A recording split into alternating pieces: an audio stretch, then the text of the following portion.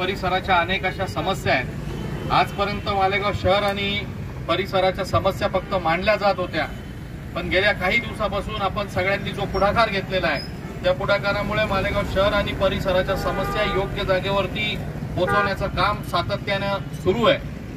मग तो मालेगावच्या भुईकोट किल्ल्याचा प्रश्न असो किंवा मालेगावातल्या मोसम नदीतल्या जल प्रदूषणाचा विषय असो किंवा मालेगावातल्या 12-25चा विषय असो, हे सगळे प्रश्न योग्य जागी पोहोचवले जात आहेत।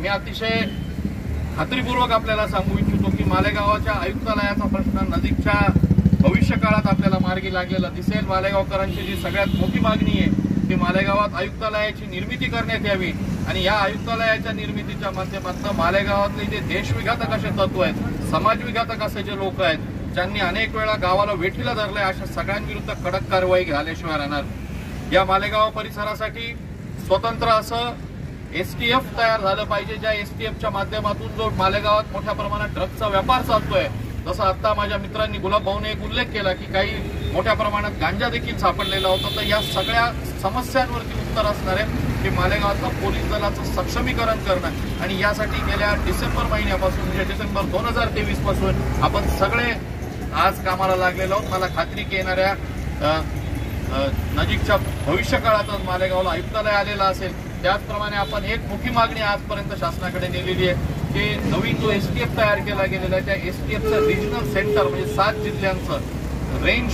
आयजीच्या धर्तीचं कार्यालय मालेगावात एसटीएफचं तयार केलं जावं आणि मालेगावातल्या कुत्तागोळीच्या विषयावरती प्रामुख्याने काम करावं असं आपण शासनापुढे नेलेलं आहे। शासनाकडे आपण हा देखील विषय घेऊन गेलेलो आहोत की जी मालेगावची मोसम नदी सातत्याने काळवंडली जाते, रक्तमिश्रित पाणी पाजलं जात आहे, त्या संदर्भात देखील आपण शासनाकडे विषय घेऊन गेलेलो आहोत आणि मला खात्री शासनाने येत्या काही दिवसांमध्ये त्याच्यावरती पावलं उचलण्याचं निश्चित केलेलं आहे। त्याचप्रमाणे मालेगावच्या भुईकोटावरती जो काय अतिक्रमण आहे कोर्टाची प्रोसिजर चालू राहील, पण मित्र एक गोष्ट निश्चित सांगू शकतो की पहिल्यांदा रामदास भाऊंनी या संदर्भातला जो काही पाळणा हलवलेला होता त्या पाळण्यातलं बाळ पहिल्यांदा रडलं असेल तर गेल्या मागच्या वर्षभरात रडलेलं आहे। हे बाळ रडल्यामुळे आज काही लोकांना का असेना हायकोर्टात जावं लागतंय, हायकोर्टात जाऊन त्यांना पिटिशन दाखल करावं लागलंय। कायद्याचा प्रश्न आहे, काही काळ लागेल, पण मी खात्रीपूर्वक सांगू इच्छितो की अतिक्रमणधारकांना काही झालं तरी मालेगावात यापुढे थारा मिळणार नाही आणि हे सगळं घडवून आणण्याची जबाबदारी तुमच्या आमच्या सगळ्यांवरती आहे। आज रामदास भाऊंच्या पुढाकारातून पुन्हा एकदा हा विषय इथं आणलेला आहे। मला खात्री की या विषयाची दाद निश्चितच ज्या शासन महाराष्ट्रावरती राज्य करतंय ते देणार आहे आणि मालेगावच्या परिस्थितीमध्ये येणाऱ्या दिवसांमध्ये फरक पडेल हे मी आपल्याला खात्रीपूर्वक सांगू इच्छितो। मित्र एक गोष्ट आणखी या प्रसंगी मी सांगेल, जर असा फरक पडणार नसेल तर सगळा मालेगाव रस्त्यावरती उतरल्याशिवाय राहणार नाही।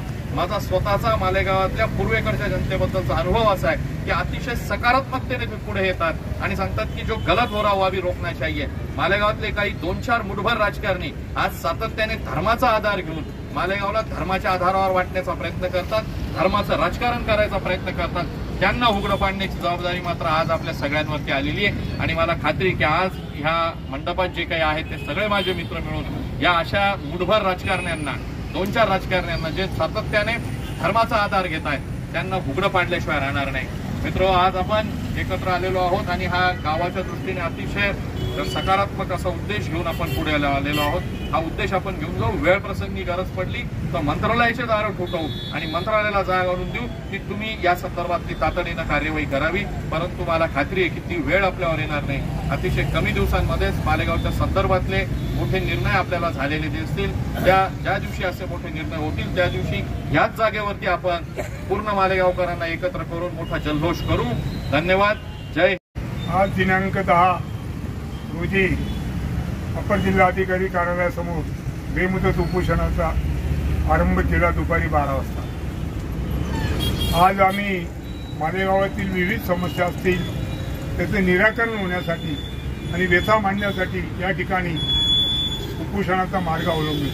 सत्याग्रह केल्याशिवाय या गावात कुठलाही प्रश्न धडीत जात नाही असं आज आम्हाला वाटू लागलं आणि त्या सत्याग्रहाच्या माध्यमातून आम्ही शासनाला आणि प्रशासनातील अधिकाऱ्यांना जाग आणण्यासाठी आज हा कार्यक्रम आयोजित केला। मालेगाव शहरात विविध समस्या भेडसावत आहेत, जशा समस्या तशा मालेगावकरांच्या व्यथाही आहेत, परंतु मालेगावकर हे प्राप्त परिस्थितीमध्ये आतापर्यंत समाधान मानत आले, पण आता समाधान मानण्याच्या पलीकडे वेळ निघून गेलेली आहे। वेळोवेळी आंदोलन करून वर्षानुवर्षे ते प्रश्न प्रलंबित आहेत। जिल्हा अधिकाऱ्यांनी आदेश पारित केल्यावर सुद्धा कमिशनर साहेबांना कुठल्याही प्रकारे तिळ मात्र फरक पडत नाही। ते म्हणतात बोलले, त्याच्या पलीकडे काय कारवाई झाली। जिल्हाधिकारी साहेबांनी मागच्या मीटिंगमध्ये कबूल केलं होतं 17 तारखेला 17/5 नाशिक जिल्हाधिकारी कार्यालयामध्ये मीटिंग आयोजित केली होती आणि त्या संदर्भात त्यांनी सज्जड आदेश दिले होते का यांच्यावरती कारवाई करण्यात येईल, परंतु आज कुठलीही कारवाई दिसून येत नाही। समस्या जशाच तशाच आहेत। भुईकोट किल्ल्याचं विद्रुपीकरण चालू आहे। रक्तमिश्रित पाणी आजही मोसम नदीमध्ये वाहत आहे। मोकाट जनावरांच्या आजही वावर मालेगाव शहरात मोठ्या प्रमाणात आहे।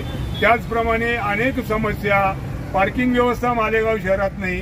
पत्रकार व्यवसायामध्ये जे लोक आज पत्रकारी करतात त्यांना चांगलं अवगत आहे का वेळोवेळी आम्ही हे प्रश्न उपस्थित केले। पार्किंग समस्या असेल, मोकाट जनावर असेल, भुईकोट किल्ल्याचं विद्रुपीकरण असेल आणि मालेगाव शहरासाठी पाणी पट्टी सुद्धा कमी करण्यासाठी आम्ही आंदोलनं केली आहेत। परंतु या महानगरपालिकेला जागे आणण्यासाठी असा कोणता कायदा आहे जेणेकरून आम्ही तो वापरला पाहिजे, ते असं म्हणजे सत्याग्रह। दुसरं, पोलीस प्रशासनाच्या बाबतीत बोलायचं ठरलं तर आम्हाला फार अपेक्षा होती का IAS दर्जाचे अधिकारी या मालेगाव शहराला लाभलेले आहेत, त्यांच्याकडून काहीतरी चांगलं घडेल, परंतु उलट परिस्थिती पाहायला मिळते। सोनसाखळी चोरचं प्रमाण वाढलेलं आहे। मोटरसायकली चोर, तुम्हाला सांगतो मोबाईल चोर हिसकून घेतात, कटर दाखवून दाग दाखवून लूटमार करले जाते। आमच्या आया बहिणी सुरक्षित नाही, आमचे देवालय सुरक्षित नाही। हिंदू राष्ट्र जर आपण म्हणतो मग हिंदूच्या मंदिरामध्येच का चोऱ्या होतात, हा प्रश्न नेहमी मालेगाव नागरिकांना भेडसावत आहे। आता मारुती मंदिरमध्ये परवा चोरी झाली, याच्या अगोदर 2 महिन्यापूर्वी मालेगाव शहरातील विविध मंदिरांमध्ये चोऱ्या झाल्या, त्याचा अद्यापर्यंत तपास नाही। तरी मी पोलीस प्रशासनाला सांगतो, जरी तुमच्याकडे अपुरा पोलीस बंदोबस्त असेल पण तुम्ही CCTVच्या माध्यमातून CCTVचा आधार घेता आणि ऐन वेळेवरती सांगता की या CCTVमध्ये चेहरा व्यवस्थित दिसत नाही म्हणून आम्ही करत नाही। याच्या अगोदर CCTV नव्हते तरी आपल्याला आरोपी मिळत होते, तरी आपण आरोपी शोधत होतो, मग आज का सापडत नाही याचा फार मोठा प्रश्न भेडसावत आहे। तरी शासन दरबारी हा आवाज पोहोचवण्यासाठी आम्ही आज जिल्हाधिकारी कार्यालयासमोर बसलो आहोत। जोपर्यंत आमच्या समस्याचं निवारण होत नाही तोपर्यंत हे बेमुदत उपोषण चालूच राहील। जय हिंद, जय महाराष्ट्र। मालेगाव शहरातील जे प्रमुख रस्ते आहेत यांच्या जवळच्या भागामध्ये मोठ्या प्रमाणावर नवीन नूतनीकरणाचे कामं गेल्या 3-4 वर्षापासून सुरू आहे। यामध्ये महाराष्ट्र शासनाने विशेष अनुदान देऊन मुख्य रस्त्यांच्या विकासासाठी सिमेंट कॉन्क्रिटीकरणाचं काम सुरू केलेलं आहे। त्याचबरोबर मालेगाव शहरात अदानींना भुयारी गटर योजनेचं काम दिलेलं आहे आणि हे सर्व काम सुरू असताना याचं कोणतंही नियोजन मालेगाव महानगरपालिकेच्या वतीने करण्यात आलं नाही। पावसाळ्यापूर्वी रस्ते खोदू नयेत आणि पावसाळा जून महिन्याच्या 7 जून नंतर रस्त्याचे कामं बंद करण्यात यावेत असं शासनाचा धोरण आहे। परंतु मालेगाव शहरामध्ये याला सपशेल अडताळ फासलं गेलं। ठिकठिकाणी भुयारी गटरच्या लाईनी खोदल्या जात आहेत। सिमेंट कॉन्क्रिटीकरणाच्या नावाखाली जे रस्ते चांगले रस्ते खोदून त्या ठिकाणी कॉन्क्रिटीकरणाच्या ऐवजी आता डबरमुरमाचं काम चालू झालेलं आहे आणि त्यामुळे मालेगाव शहरात सर्वत्र थोडा जरी पाऊस पडला तरी चिखलमय वातावरण तयार होतं। मुख्य रस्त्यांवर गाडीच्या टायराला लागून म्हणा किंवा चालता चालता चपलांच्या माध्यमातून म्हणा मोठ्या प्रमाणावर चिखल रस्त्यावर येतो आणि हा रस्त्यावर आलेला चिखल योग्य साफसफाई न झाल्यामुळे तो पुन्हा त्या ठिकाणी मोठ्या प्रमाणावर चिखल साचतो, त्याच्यावर गाड्या स्लिप होतात आणि स्लिप होऊन स्वतंत्र वेगळे अपघात होत आहेत। मालेगाव शहरात गेल्या माननीय मंत्री महोदयांनी सांगितलं होतं की 2019 ते 2025 हे स्वर्ण अक्षरात नोंदवलं जाईल, परंतु मालेगाव शहराचा विकास बघितला तो अतिशय निकृष्ट आहे। सिमेंट कॉन्क्रिटीकरण केलेल्या रस्त्यावर 2 महिन्यात डांबरचे पॅच मारावे लागत आहेत। हा तो विकास आहे का? चिखलाच्या साम्राज्यातून कोणता विकास साध्य करू इच्छितात असा प्रश्न या ठिकाणून मालेगावच्या जनतेला पडायला लागलेला आहे। आजच भुयारी गटाचे एका कामाच्या संदर्भात सकाळी समजलं की बालाजी हॉस्पिटल रावळगाव नाक्यावर 2 महिन्यापूर्वी भुयारी गटारचा टाकलेला पाईप आज चोकअप झाला.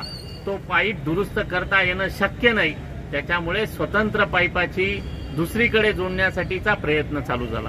मला सांगा, असा कोणता विकास मालेगाव शहराला अपेक्षित आहे जो सुवर्ण अक्षरात नोंदवला जाणार आहे? मला वाटतं हा पोकळ वल्गना आहे आणि या पोकळ वल्गनांमुळे मालेगाव शहर प्रकाश होणार आहे.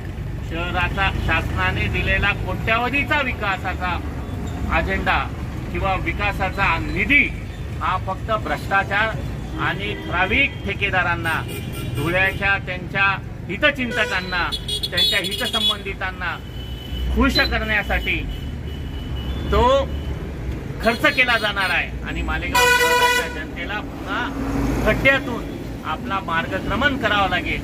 येणाऱ्या काळामध्ये आम्ही सर्व सामाजिक कार्यकर्ते मिळून मालेगाव शहरात ठिकठिकाणी नव्याने तयार झालेले जे सिमेंट कॉन्क्रीटचे रस्ते आहेत त्यांना ज्या ठिकाणी खड्डे पडलेले त्या ठिकाणी खड्डा पूजन करणार आहोत आणि संकल्प हॉस्पिटल ते जैन स्थानक पर्यंतचा जो नव्याने कॉन्क्रीटीकरण झालेल्या रस्त्यावर जो सिमेंट कॉन्क्रीटीकरण रस्त्यावर जो डांबरी पॅच मारण्यात आला, त्याचबरोबर मोसम पुलाच्या विकास कामामध्ये मोसम नदीवर बनवण्यात आलेला नवा पुलावर देखील कॉन्क्रीटीकरणावर डांबरचा स्पॅच मारण्यात आलेला आहे.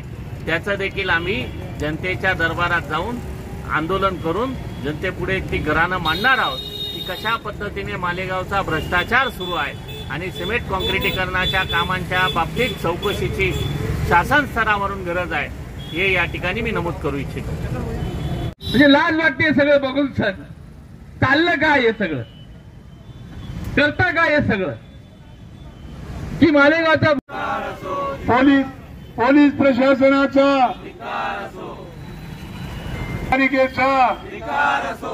महानगरपालिकेचा, भ्रष्ट महानगरपालिकेचा, भ्रष्ट महानगरपालिकेचा, भ्रष्ट महानगरपालिकेचा, महानगरपालिकेचा. अरे या आयुक्ताचं करायचं काय? अरे या आयुक्ताचं करायचं काय? जपान मशीन आयुक्ताचा धिक्कार असो, धिक्कार असो. जपान मशीन आयुक्ताचा, जपान मशीन आयुक्ताचा. अरे हा गोड बोलणाऱ्या आयुक्ताचा, अरे या निष्क्रिय आयुक्ताचा, अरे या निष्क्रिय आयुक्ताचा, अरे या महानगरपालिकेचा. ताज्या व महत्त्वाच्या बातम्या बघण्यासाठी प्ले स्टोअरवर जा, प्रबलभूमी ॲप डाउनलोड करा व या धावपळीच्या जीवनात अपडेट रहा.